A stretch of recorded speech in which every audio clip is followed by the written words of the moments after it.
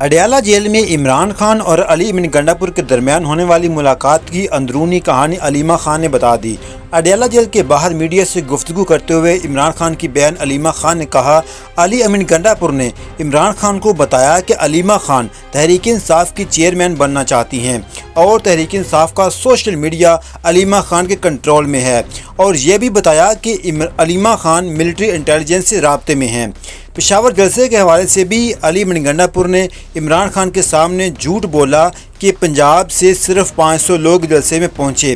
علیمہ خان نے کہا کہ میں نے عمران خان کو بتایا جلسے میں 500 لوگ نہیں تھے، پنجاب سے بہت بڑی تعداد میں پشاور جلسے میں لوگ پہنچے تھے۔ اس ساری صورتحال کے بعد سوشل میڈیا پر علی امین گنڈا پور کے استعفے کا مطالبہ کیا جا رہا ہے۔